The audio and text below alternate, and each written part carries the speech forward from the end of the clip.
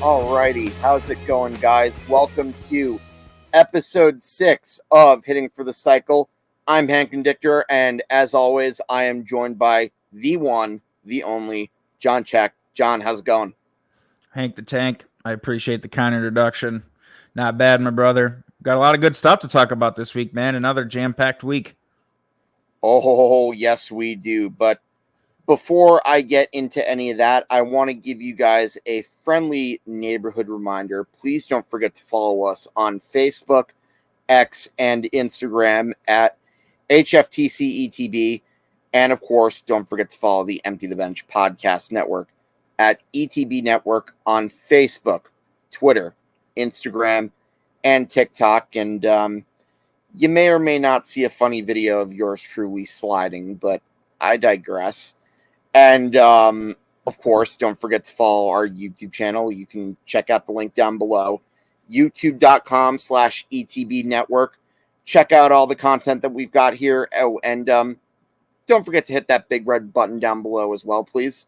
And last but not least, please make sure you follow the website, etbpodcast.com, for great blogs and more information as well. And matter of fact, yours truly just posted one about the Yankees, and the wonderful Jennifer Kate also keeps pumping out some good blogs there. So check us out. But in any event, John, let's get right into the meat and potatoes of this, shall we? So we are coming off the trade deadline, and one of the things that we didn't really get to due to time was we didn't really look in depth at the division winners. But now that it's been a week since the trade deadline has occurred, let's talk about who we think is going to win the division after the deadline has passed. And John, why don't we start off with the American League East, shall we? So it's no secret, since this show started, you were pretty much all aboard the Baltimore Orioles train. And now, having seen the way they've played, and now given what's been happening to the Rays injury-wise, they just lost Shane McClanahan for a significant amount of time. I have a feeling you're going to be sticking with your guns. Well, you're going to be wrong about that, because I'm going chicken buckets and New York Yankees. No, I'm just fucking with you. You got excited, though. That's the most excited you've heard to hear the word New York Yankees in about 2 months. No. Yeah, no, you totally caught me off guard there. I'm like, I had to give you some false hope, just like Aaron Judge coming back at the trade deadline. I had to give you a little bit more false hope. But yeah, absolutely, I'm sticking with my guns. I predicted the Orioles were going to win it when the Rays were still 4 games up on them. The team has done nothing but continue to play better. There was some controversy that they did, but we're going to touch on that later in this podcast. But other than that, the team's been playing great. Gunnar Henderson's a stud. I think they finally just got swept for the first time ever while Adley Rutschman was on the team. So I think they went like 74 straight series, which was insane, without getting swept in a series. The team, I liked the move of getting Jack Flaherty. I know a lot of people are down on him because of his injury past, and he hasn't really proved it since he had his breakout in 21, but I still like him. I think that team, they just have a bunch of young guys all pulling the same direction. They have a bunch of young guys all playing good at the same time with reinforcements on the way. And I'm kind of curious to see if Jackson Holliday keeps hitting the way he's hitting. If he's not going to make the playoff roster, I think he might get called up. If he keeps hitting how he's hitting, maybe he could come up and get called up, because they were asking Michael Lorenzen about this on MLB Network Radio last week about Jackson Holliday.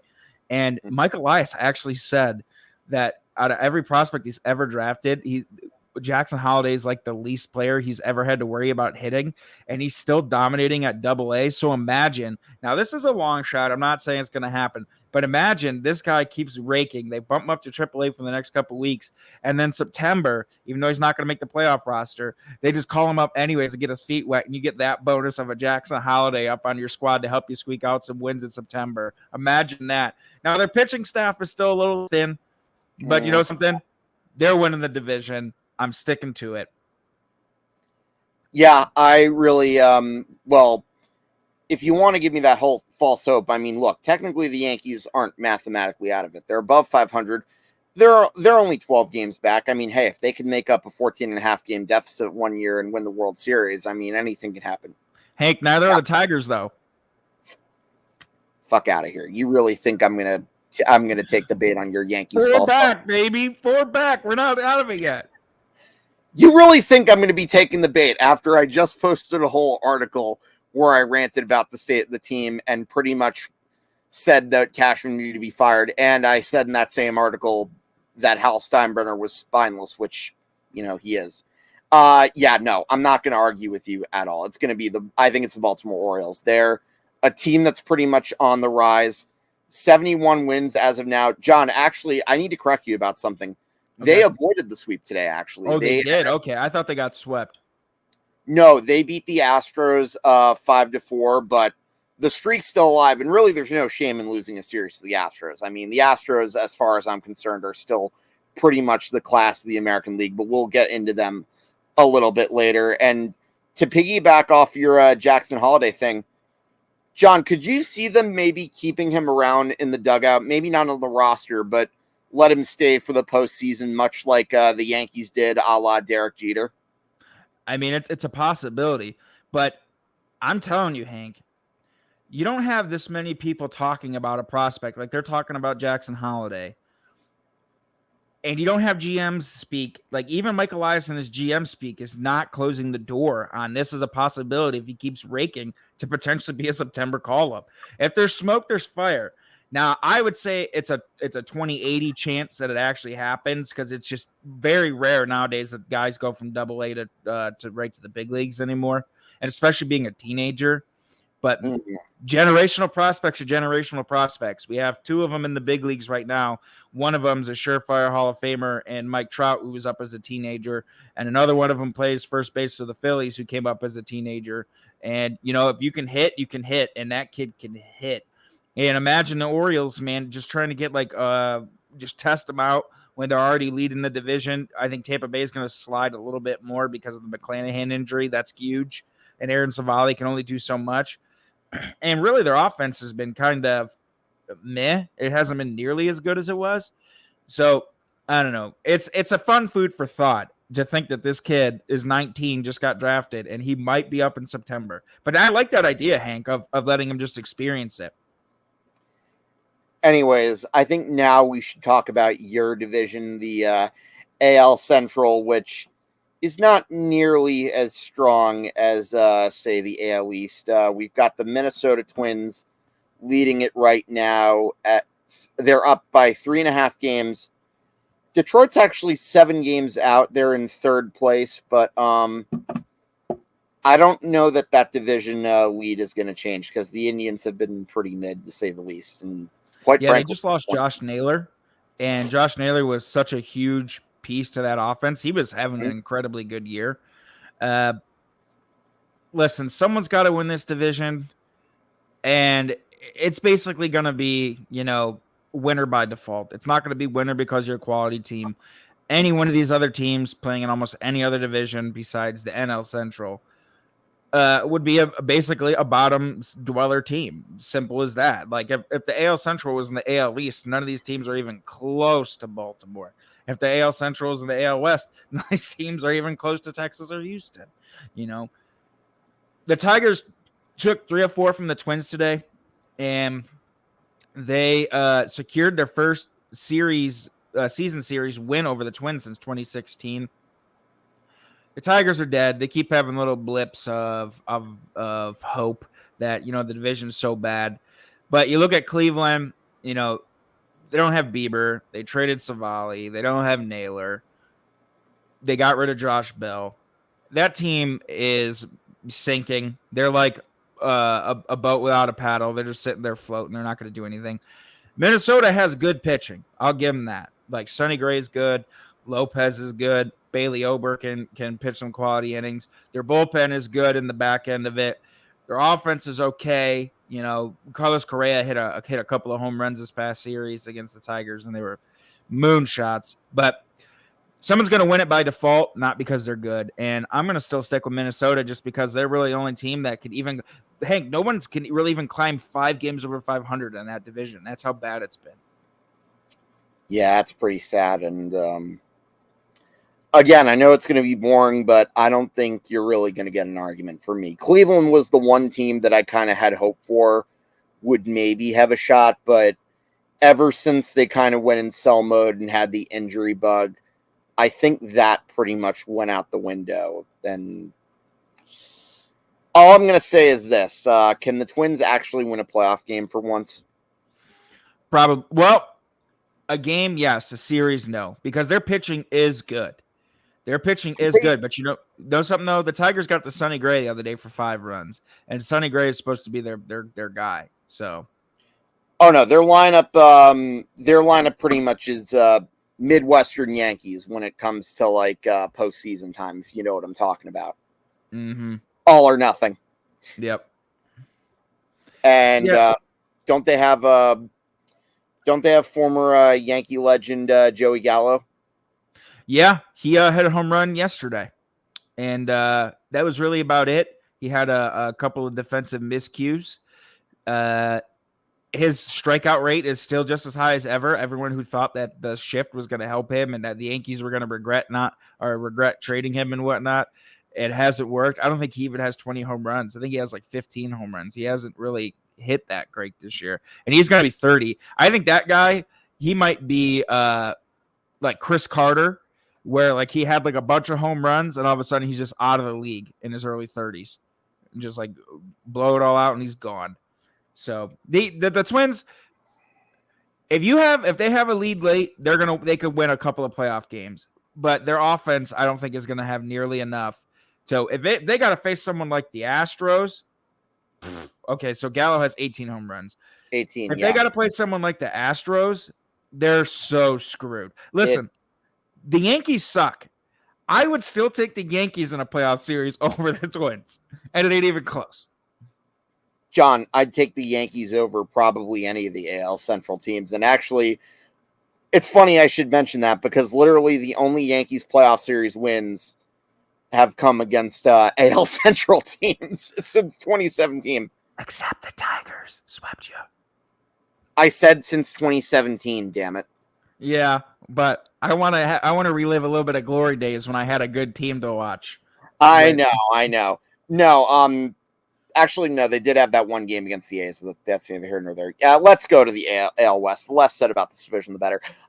Texas and Houston. Now, I think you and I kind of said this in our last episode when we talked about Max Scherzer and Justin Verlander. And make no mistake, I have enjoyed watching Texas. They've got a hell of a lineup.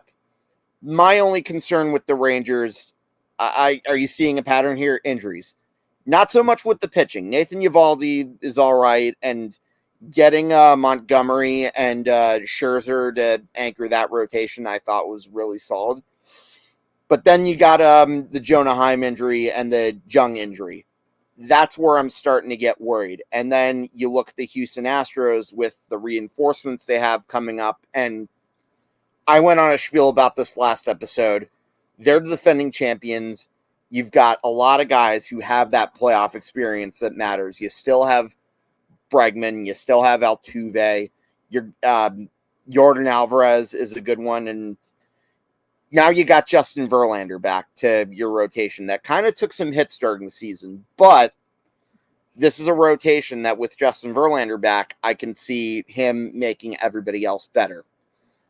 I'm not picking against the Astros. I'm sorry. I know as a Yankee fan, I probably should be hating on them, but at the same time, look, trash cans or not, this is a team that has been a model of consistency. They are always a threat. So, look, I'm giving them begrudging respect, if that makes sense. I'm going to forever live on this hill and until it's not true. Them getting Justin Verlander is a game changer. It's so impactful. He is the day they get him, Framber Valdez throws a no-hitter. It's like him coming back being an anchor in the rotation where like Framber like just had like after his no-hitter he had like a missed start. But Verlander's pitching tonight and he had a good first start against the Yankees. And it helps Hunter Brown, who's a young start. And Christian Javier has been really kind of meh this year as well. So Verlander coming in there to where you have a guy every fifth day who has the playoff experience he has, who already did it one time in 2017 for them, brought them over the top. And his stuff is still good. I'm going to live on this hill and die on this hill. Bringing in Justin Verlander is going to be the game changer that puts them over the top over the Rangers. Now, I do like the Rangers still. I know they're now starting to hit the injury bug quite a bit, but that lineup still bangs. Seager, Simeon, Adolis Garcia. They have some guys on that squad that can put the ball out of the yard. I still think their pen's a little thin, even getting Chapman. But Max Scherzer's had 2 good starts for them already. Nate Eovaldi's had a good year. I like them. I agree with you. The Montgomery pickup, Dane Dunning, Martin Perez. So they got some players on that squad. But that Verlander trade, man, history repeats itself, and I think it's going to repeat itself again from 2017 to 2023. Verlander come over, and he puts him over the top. Yep. I would not be surprised at all if that happens. And hey, look, as I said, I respect the hell out of Texas. I'd love to see them make a good run for it, but I just don't really know if it's their time, if you know what I mean. You got to respect the hell out of, like we both do. Like the way they put all their chips in a basket and they spent a lot of money on that team. And there's other teams in the league that did that and it didn't work out so far. Mets, Padres, and they've actually done it. And I think the biggest difference is the Rangers actually had a good young core to put around that high-priced talent, where other teams, they were kind of trying to buy the core and it didn't work. So you got to respect that aspect of it. All right, so now let's go over to the National League and, okay, forget the division winner. I honestly have the Braves as my possible World Series champion favorite. John, to put it mildly, name me their flaws. Lineup is fantastic. Pitching's had some injuries, but Spencer Strider has been an absolute ace for them. They're 10 games up over the Phillies. And don't get me wrong, the Phillies obviously are coming off that big pennant run. But this time around, after that bad loss to the Phillies, I think the Braves are going to have that chip on their shoulder. Probably you're going to have people wanting to see if 2021 wasn't a fluke. The Braves just seem destined to win it all this year, in my honest opinion. The only thing I see wrong with the Braves is how are they going to stay motivated to play September when they already got the division in hand? The team's so damn good. Like you looked at, like you said, their lineup. Austin Riley, stud. Michael Harris has been, you can't sneak a fastball by him in the second half, stud. Acuna is your MVP, most likely your MVP, stud. Ozzie Albies, stud. It's like, it's insanity. Like you said, really, the rotation's the only thing that you can look at and kind of maybe wince a little bit at. But they're going to have to find a way to actually care about baseball for the next 6 weeks because that division's over. Like the great Hawk Harrelson said, this ball game is over. Over. Yep. You can put it on the board. Yes. The Braves are the NL East champions. Yeah.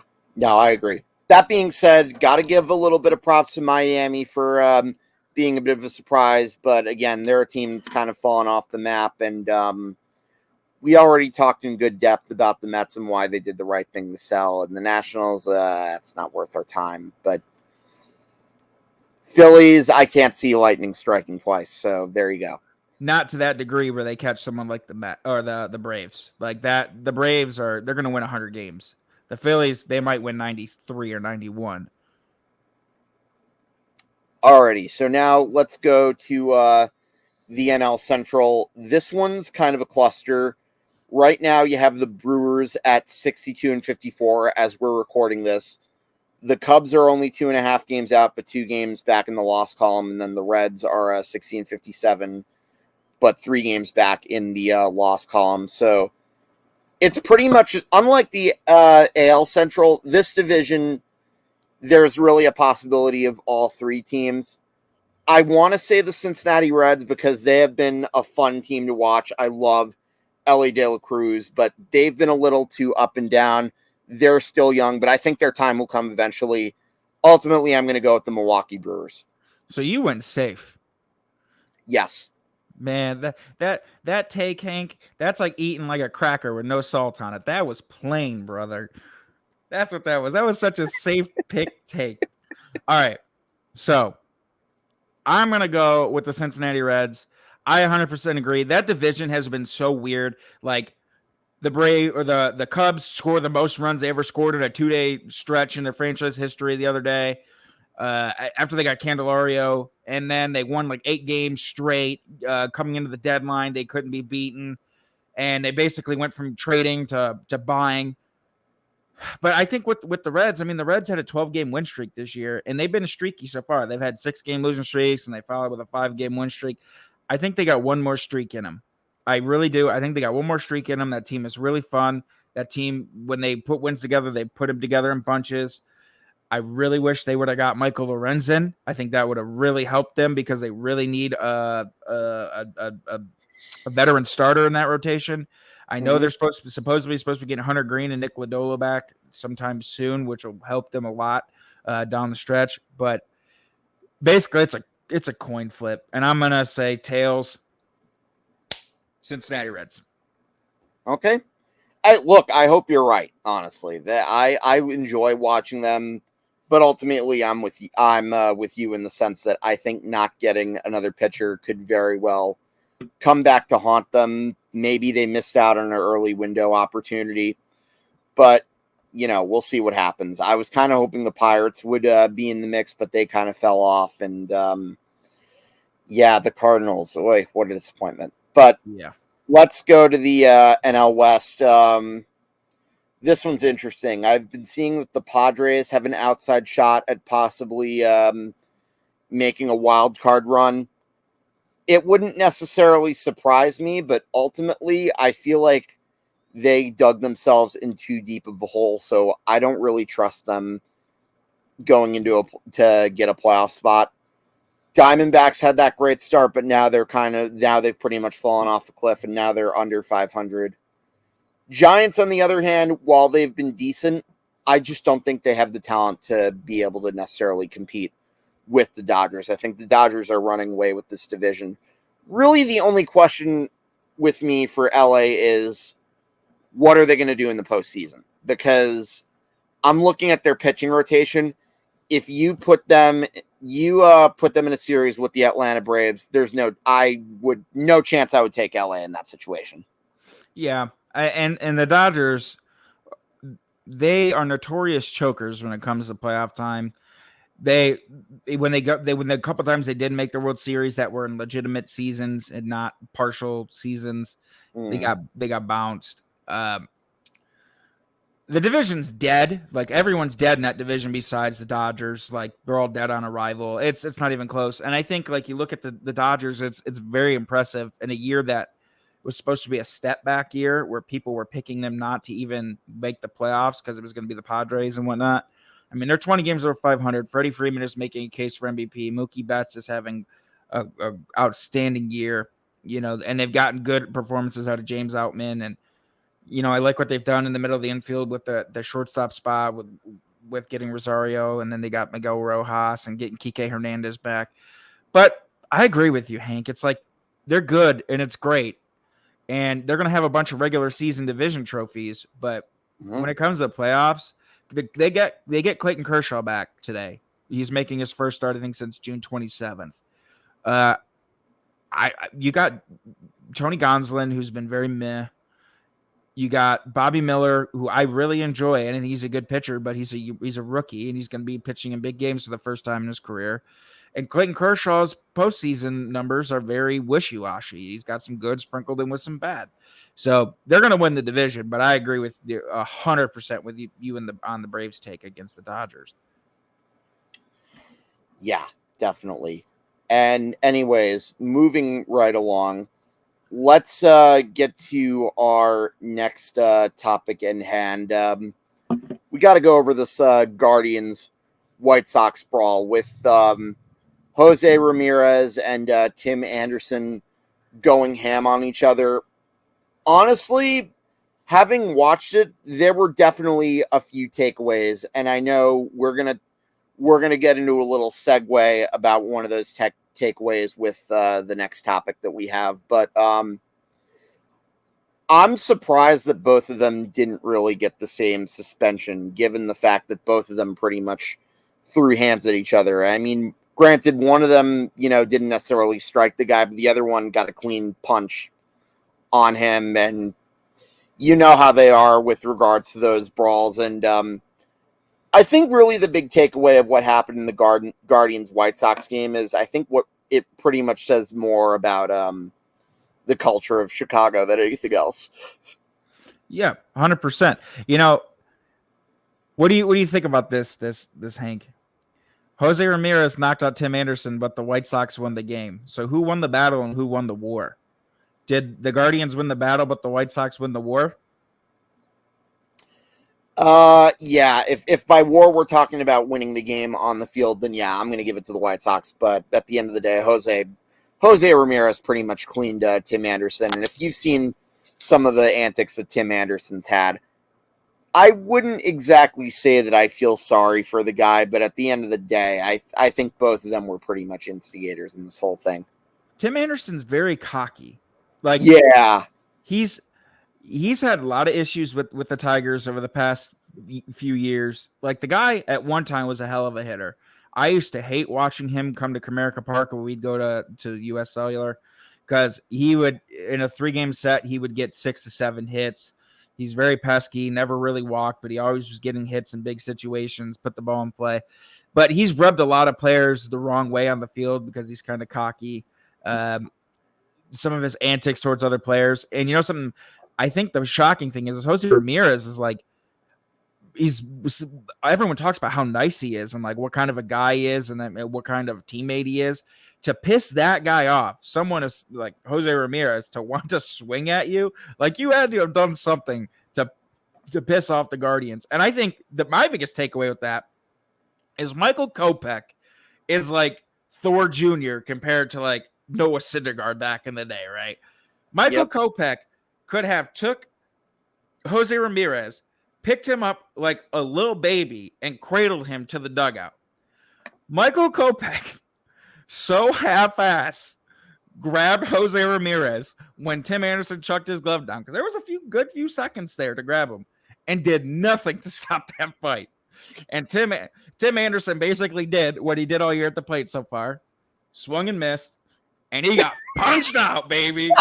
Strike 3 out.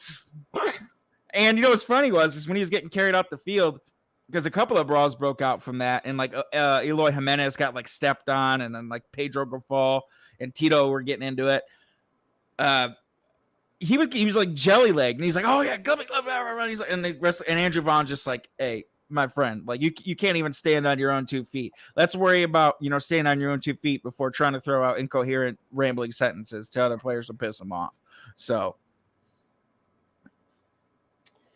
Yeah, no, and let's expand on that Michael Kopech thing, because it kind of reminds me of when this is kind of a random brawl that I'm thinking of, but John, you know how I pretty much love watching a lot of the 80s baseball highlights? Mm-hmm. It kind of reminds me of that game the Mets played against the Phillies when this was right after Lenny Dykstra and Roger McDowell were traded to Philly. So this was September 1989. Greg Jeffries is at bat, and if you know about Greg Jeffries, you know that he was the guy who he brought his own bats, and he wanted things like he was like treated as this golden boy, and he was this prospect that the Mets thought was like this can't miss, best thing since sliced bread, yada yada yada guy. But a lot of his teammates, resented him for that. They didn't like the fact that he just had his own bats and whatnot. He bats against Roger McDowell, and then he grounds out, but then afterwards, Greg Jeffries goes up and charges Roger McDowell, and then the Phillies just destroy him. And if you look at the tapes of that, not too many Mets step up and defend Greg Jeffries until like the very end. I think Darryl may have been the first guy that really stepped up. And So it kind of tells you that Roger's still at a beef with Greg Jeffries, and they still were on the side of Roger McDowell because, remember, you still had guys left over from 86 that won it all, and I think Greg Jeffries was like the dividing factor within that clubhouse. So with that being said, that tangent leads into the Chicago White Sox and their culture, because from what I understand, this has been a team that has been toxic, to say the least. And, you know, given how they've completely underachieved over the last few years, I can't say this is really news to me, because you knew something had to have been wrong in there. Oh, yeah. And I think the thing now is everyone using Tony La Russa as a scapegoat for the toxic culture kind of gets thrown out the window, because, you know, the White Sox make it to the playoffs his first year as a manager. They really underachieved last year, and everyone's like, oh, the clubhouse was bad. A lot of it has to do with Tony La Russa being old and not knowing how to manage modern day players. And now they specifically brought in Pedro Grifol from the Royals because he was supposed to be kind of like a disciplinarian guy, a guy who's very blunt, tells the truth. And the same things happened again. And I think that's a big reason why the White Sox, not only because they were bad, they dealt so many players that they did, because I think they're trying to overhaul that team a little bit, trying to ship out some of these players that could have potentially been clubhouse cancers. And I think the comments from the players coming out, whether, you know, Middleton saying what he said after he came to your squad, and then Lance Lynn not denying what Middleton said. And, you know, Lance Lynn's got no reason to argue, and he's been there for a little bit. And then you get Grifol coming out saying it's not true, and he takes it personally. And then Kenny Williams saying none of that's true. But I don't know who I'm going to believe. I'm going to believe a guy that is now on the Dodgers and has zero reason to lie, or a guy who's a mouthpiece who's going to be there next year. Let me think. Let's go with the guy who's now on the Dodgers, who's a major league veteran who has nothing to hide and has been around the block. Because he was really honest about, like, remember when Lance Lynn talked about his time with the Yankees? Oh, yeah. He didn't did like not. It there. No, absolutely not. And it shows, because, you know, his numbers with the Yankees weren't great. But then if you look at where he was before and after, he was totally fine. Yeah. I think like that, and that's why I trust his word. He's got no reason to lie. He's been in the league a long time. I think that this White Sox team come next year is going to look way, way different. There is zero chance in hell Tim Anderson is back next year. I think that's a big thing. He's going to be gone. And I think, you know, with them letting Jose Abreu go, that was a big thing that they were worried about with Abreu not coming back. Was he was a huge clubhouse piece. He was a huge clubhouse presence. And they're going to have to make some wholesale changes and really think about how they're going to rebuild this team. And Grifol, MLB, Steve Phillips on MLB Network Radio made a good point. Usually the first year of a manager's tenure, you can't come in and make a bunch of quick changes, vast changes. And it's the same thing if you're a GM or a president. You have to kind of stand pat the first year and take it all in, because someone's word's only worth as much as it's worth to you. So you can't come in and make a wholesale change right away. You kind of got to watch and see. And I think now that Grifol's been there a year and they faltered yet again, and the same shit's coming out about the clubhouse being toxic, it's going to be an offseason, I think, from the White Sox. Not saying they're going to be good next year, but I think we see some player turnover. It's not going to surprise me. Yeah, no. And, hey, it also starts from the top, too, because as this is a team that's been run by a penny pincher, you know? Yep. Rick Hahn might be gone. Like, he might be out of there, because he built that team, and they have sucked the last couple of years. And they should. This division's so terrible. The White Sox should have won this division sleepwalking, like with all the names on paper, because it's not particularly close. Like Luis Robert, I think, is number 2 in the AL in home runs right now. He's had a career year, and they had Andrew Vaughn's been an okay player. Their pitching staff should have been really good, but it just hasn't been. It's been copy paste from last year. So, you know, I think they're going to be bad again next year, but there's going to be some wholesale changes for sure. Yeah, I would definitely have to agree with that. And in any event, let's move on to the next thing we have up here. And oh boy, speaking of controversy, we got to talk about Kevin Brown with the Orioles. Oh Christ! What a joke! What the actual fuck? That's what I want to know. Yeah. Well, we better be careful because we don't want our producer extraordinaire Nick to take us off air for saying something that's true here, because we don't want to get Kevin Brown. Right, but at the end of the day, I mean, Kevin Brown was talking about their struggles at Tropicana Field, and correct me if I'm wrong, but wasn't there literally a graphic right in front of him telling him about the struggles just as he said that? It got produced. It had music and stuff all put over it. Like, it was produced. It was ready to go. Someone made that graphic for him to read.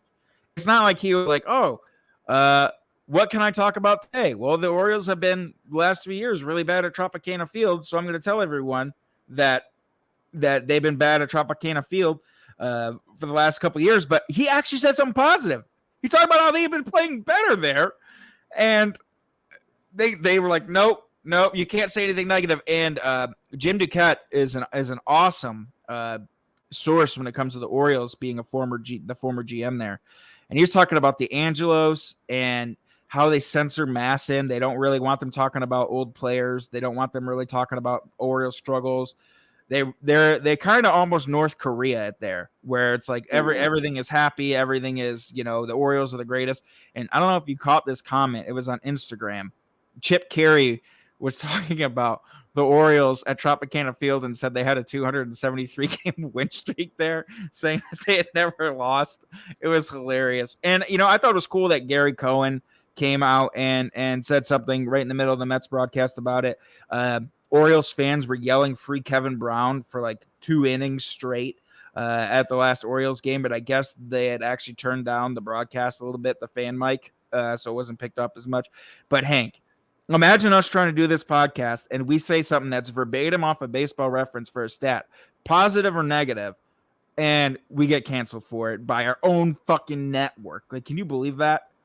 Yeah, especially if we get provided graphics that are done at least an hour or two in advance, much like Kevin Brown was. And apparently there were 31 million impressions defending Kevin Brown on awful announcing. Yeah. Now, to piggyback off your point, someone posted something, I saw it on Facebook. You know who got the same treatment from the Orioles with regards to the Angelos thing? John Miller? Yep.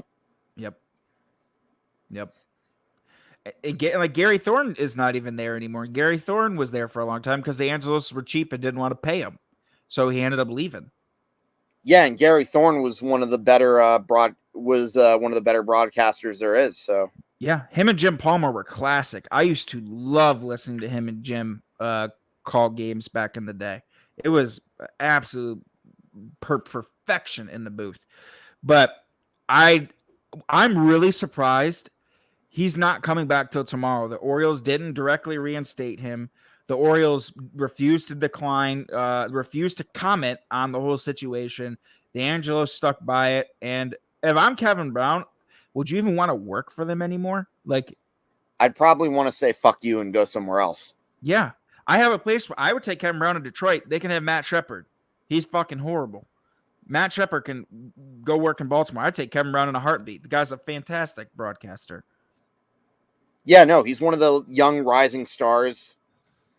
Yeah, he definitely deserves better. But speaking of broadcasters, we have to talk about some pretty sad news. John, your legendary announcer Jim Price just passed away not too long ago at the age of 82. Now, in addition to being an announcer, I believe he also was a pitcher on the world champion 1968 Tigers too. Is that right?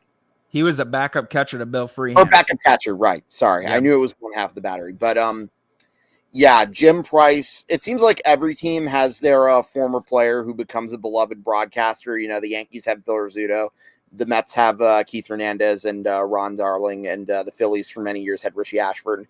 For you, it was Jim Price. Tell me your fondest memories about Jim Price. So when they announced that Jim was really starting to battle health problems over the last few years. The last couple of years, he went from doing 162 to where he was only doing home games. And this past year, there was actually a series where he had did a couple of innings and he had to leave. And he was gone for like 2 or 3 weeks because of a family issue, or he had an undisclosed health issue that they just didn't want to announce. So his time was starting to get more sparse, where he wasn't even doing home games, and they had now Andy Dirks doing the home games with Dan Dickerson, who's a former Tiger. But when they announced that he had passed away, like, I ain't gonna lie, man, I got a little bit. It was hard to make that clip because it's like I didn't know Jim Price personally, but I can remember listening to clips of Jim Price and listening to the radio in like 2005, 2006. And that man, every year when spring training would start, and I can remember being in my early 20s working a really crappy job that I absolutely hated, and I'd sneak my little crappy Android phone down with me while I was doing something like stocking a shelf or something. And just hearing that first broadcast from Lakeland, and him and Dan listening to Jim talking about the same things over and over again, how catchers are the smartest guys there is, and buggy whips and yellow hammers and airplane fastballs and the art of pitching. You know, the guy, he's almost like your radio grandfather, you know, just like a guy sitting there telling you stories about Al Kaline and all the guys, Mickey Lolich and just the whole 68 team and some of the guys that he played with in the minors. He was actually a pretty decent player. He actually won Tigers minor league player of the year in 1967, or excuse me, he was the Pirates minor league player of the year in 1967. And the Tigers had traded for him, where he backed up Bill Freehan for a long time. I was just listening to a story the other day where I went back and watched a YouTube clip. He was talking about being the catcher in the 71 All-Star game, where he was warming up the pitchers in the bullpen in Detroit because Bill Freehan was the starter and they needed a bullpen catcher. So he was warming up like Doc Ellis and stuff. And he was there for the Clemente homer and all that stuff. The guy just had so many stories. And a lot of people don't realize how like far his career went back. Like, he started with ESPN in like 1979 doing softball. And there's a really cool old timers game clip. I think it's like from 1982 or 1983. Like, Johnny Bench had just retired, so he was there playing the old timers game, and Al Kaline was there, Shane Deese, all that stuff. And he was there on the sidelines talking to Al Kaline. And then he eventually became Ernie Harwell's broadcast partner in the early 90s. And him and Ernie did it for a long time. And then eventually it was Ernie, Dan, and Jim until 2003 when Ernie finally retired out of it. And it was sad, man, because I have so many good memories. Like, he was basically like the soundtrack to every summer, every spring training. Just listen to him talk about, to this day, I'm not shitting you, I will still recite that 2012 Tigers lineup, how he would do it. It was leading off from playing center field, Austin Jackson. Batting second, playing second base, Omar Infante. Batting third and playing third base, the big man, Miguel Cabrera. You know, it was like, listen to that. And a lot of people were starting to rip on Jim towards the end because he had issues with cancer. So he's always having like cough drops or something in his mouth to keep his throat dry, and he was coughing a lot. And you could kind of tell, like, he was still with it, but not with it, you know. He was kind of not being as sharp as he used to be. His voice was kind of, you could hear he's getting old. Kind of like, I don't know if you heard any interviews with Tim McCarver before his passing. Like, you know, he was starting to get like his voice was weakening and he just wasn't as sharp as he was. And it was starting to happen with Jim. But I'm making that little 2-minute video for the network. That was hard because I was one of the few, even till the very end, that absolutely loved Jim Price. I hope they keep Andy Dirks because I think he's doing a good job with Dan Dickerson so far. Because I don't watch the Tigers home feed because Matt Shepard's a absolutely horrific broadcaster. That guy is terrible. So I always have the radio feed overlaid and listen to Dan because Dan Dickerson's one of the best broadcasters. But just to put a pretty bow on this, you know, my favorite Jim Price story, and I don't know if you know this, but Mickey Mantle's last at bat ever at Tiger Stadium I think I do know the story, actually. Okay, so you do this. I'm going to tell it just for the people watching, and I'll make it quick. So Mickey Mantle came up to bat for the last time at Tiger Stadium ever. And Denny McLain, that was the year he went 31-6. And Denny McLain was a big Mickey Mantle fan. And Jim Price was catching behind the plate. And the Tigers were winning. It was like the seventh inning, and they were up by 6 or 7 runs. And he actually yelled out to Jim Price. He's like, hey, come here. He said, we're going to let Mickey hit one here. And Mickey was like, did he just say what I think he said? He's like, yeah. He's like, all right, he's gonna throw you one here. So he threw the first one, and Mickey didn't believe him, so he took it. And then Denny was like, what the hell? So then he threw him a second one, and he swung really hard, and he missed. And he pop fouled it out. And Denny McLain was getting kind of pissed. He's like, where do you want this ball at?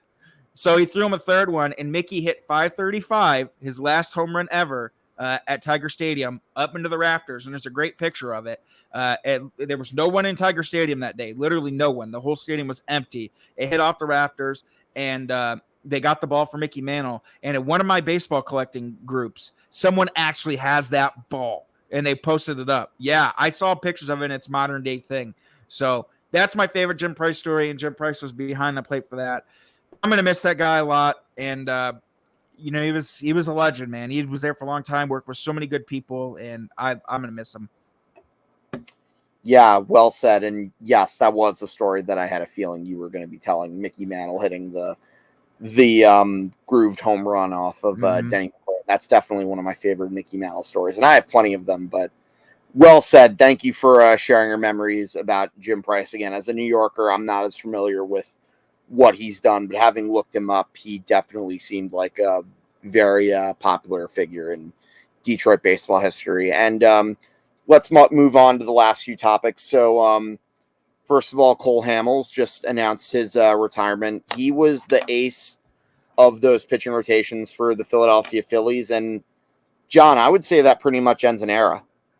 Yeah. He was I think the last of the 08ers was in the big leagues, I believe, was Cole Hamels. Even though he kind of really wasn't in the big leagues, he was like making like when was his last time he pitched? It was with the Braves, right? And he pitched like 5 innings and like he got hurt again, I think is what it was. And then he signed with San Diego to try to make it, and then he ended up retiring. But he was good, man. A lot of people don't really remember how good his changeup was. And I have a great Cole Hamels memory. I was at Comerica Park. My boy, Doug Fister, Dougie Fresh, actually pitched against Cole Hamels. And I saw Doug Fister throw 8 innings, 10 strikeout game against Cole Hamels. And it was absolutely outstanding. And I think my favorite Cole Hamels memory is the New Era hat commercial where the guy came out to the mound pretending to be the pitching coach. And Cole Hamels goes, "Who are you?" And he looks down and the camera pans down and the guy's in his shorts. And the commercial goes, "Just because you wear the hat doesn't mean you're on the team." You ever seen that commercial before? Yes. Now that you mentioned it, I definitely remember it very vaguely. He was super good though. Like he was kind of overshadowed a little bit because he had, Cliff Lee and Roy Halladay and Roy Oswalt in that rotation for a little bit, but he was really good and really good changeup, man. Like a lot of people don't remember like how good that pitch was for him. And he had pitched a lot of innings. He used to be really durable. And you're right, it's an end of an era. Now, interestingly enough, Cole Hamels is actually the answer to a trivia question, and we're going to segue this into the final segment of the show. And he was actually the last pitcher to throw until yesterday, he was actually the last pitcher to throw a no-hitter for the Philadelphia Phillies. And it just so happened that no-hitter that he threw was in his last start, and that was right before the deadline when he got traded to the Texas Rangers. That fact is no longer true because Michael Lorenzen just threw a no-hitter. And by the way, also Cole Hamels was part of that combined no-hitter that the Phillies had in, I believe it was September of 2014 against the Atlanta Braves. But yeah, Michael Lorenzen, first start with the Philadelphia Phillies, or his first home start. He goes out, pitches a no-hitter. Now, granted, it's the last place Washington Nationals, but that's still pretty cool. Yeah, and I'm really happy for Lorenzen. Because he had pitched really well as a Tiger. He was our all-star representative this year, mainly because Riley Green was hurt. But, he came out and first start with the Phillies, he goes 8 innings. And then his second start throws a no-hitter through the most pitches he had thrown in his career. And what was insane was When he left Detroit, he had said that Scott Harris told him that he was going to come here and make him a better pitcher. And he said the Tigers did exactly that. He felt like he left a better pitcher than he did when he came into the organization. Well, the Phillies have somebody on their pitching coaching staff that was a teammate of Lorenzen's on the Reds, and he was showing him a picture of Michael Lorenzen's changeup grip that he had thrown with the Reds. So 2 starts in, Lorenzen's changeup this year has been absolutely filthy. The one thing the Tigers did to make him better was when he was with the Angels, he had learned a couple pitches from Ohtani. So when he came over to the Tigers, he was throwing a lot of pitches, but different kind of various pitches. And the Tigers were like, look, your changeup and your slider is your money pitch. We want you to simplify this. We want you to be a slider, changeup, fastball guy. And it put him over the top, basically what he is now. And now the Phillies go, hey, we found this picture, your old changeup grip. He breaks it out and has the start he had yesterday and throws a freaking no-hitter, which is insane. And I don't know if you know this. I heard this today. But there's been 4 pitchers, MLB pitchers, to come out of Michael Lorenzen's high school, and now all 4 of them have thrown no-hitters. Yeah, I did hear about that. Who are the others, out of curiosity? Oh, God, dude. You put me on. It was like guys from the 80s I had never heard of before. Like one of them was like Busby or something like that. Oh, Steve Busby, Kansas City Royals pitcher. Yeah. I had no idea who that was. I don't know who the other 2 guys are. But, yeah, so all four players that come out of his high school have now pitched a freaking no-hitter, which is absolutely insane. But I'm happy for him, and I truly hope the Tigers go and try to make a consensus effort to him at like a 3-year deal. I wouldn't even care. I would give him like 3 at 40. Give him a 2-year with an opt-out. I wouldn't have a problem with that because he's been really good. So Walter Johnson, Steve Busby, and Mike Warren were the other 3 guys to have done it. So, oh wow, yeah, never would have thought of Mike Warren. Yeah, I had no idea who the hell that even was. When they had talked about, I didn't know. I was surprised you know who Steve Busby is. Like, I'm impressed on that. Yeah, he was on the early Royals teams. And by the way, let me give you this one. Do you know all the Phillies modern day pitchers throw no hitters and or perfect games? For the 21st century? Yes. Combined or just no hitters? No hitters. Okay, so Roy Halladay's got to be one. Once in the postseason and then once in the regular season. The perfect game. Cole Hamels did it. Yep, we just mentioned that. That's your freebie. Oh, God. How many more am I missing? You are missing 5. And by the way, fun fact, Michael Lorenzen was the first Phillies pitcher to throw a regular season no-hitter at Citizens Bank Park. There's no way I'm getting Al Leiter? No, he was never a Philly. Oh, yeah, he wasn't a Philly. He was a Marlin. I'll give you a hint. One of them was a former Tiger, and he's in the Hall of Fame. You got me on this one. Jim Bunning. Yep. Father's Day perfect game in 1964 at Shea Stadium. Yep. And I'll give you another one. This guy was traded for Steve Carlton. Oh, God. Who is it? Rick Wise. 2 home runs in that game, too. Oh, yeah, the Rick Wise game. Yep. I would have never got that one. But I know who that is. And then the other 3 I'm going to give you. Terry Mulholland. Okay. Terry Mulholland, Tommy Green, and the last pitcher actually to throw a no-hitter without Carlos Ruiz behind home plate until yesterday was Kevin Millwood against the Giants. Kevin Millwood threw a no-hitter? Yep. April 2003. That was Ricky Leday hit the home run to give them their only run in that game against a really good Giants lineup too. Wow, I didn't know Kevin Millwood actually threw a no-hitter. Yeah, it was the last no-hitter ever at the Vet. Wow. Yeah, I can remember Kevin Millwood. I think he was with like the Rangers. I think he might have been with the Orioles too. I can remember watching him then. But Did I say Tommy Green, by the way? Yeah. I did say Tommy Green. Okay, no, I just wanted to make sure. But I can't forget that Kevin Millwood was actually kind of legit when he was young. He was actually a pretty good pitcher when he first came up. But yep. he was kind of crap toward the back end of it for sure. But damn. Yep, there you go. Just wanted to end the show with a little bit of trivia here for you, which I don't know. Maybe I'll rake that a regular thing, maybe not. But in any event, that'll pretty much wrap it up for the fastest hour of baseball talk that I can think of. And John, always a pleasure. Can't wait for next week, Hank. Yep, I cannot wait to run it back. But once again, you have just watched Hitting for the Cycle, episode 8. And as always, I'd like to give you guys a friendly neighborhood reminder. Please don't forget to follow us on all of our social medias. You can find us on Facebook, X, and Instagram at HFTC And of course, don't forget to follow the Empty the Bench podcast network at ETB Network on Facebook, X, Instagram, and TikTok.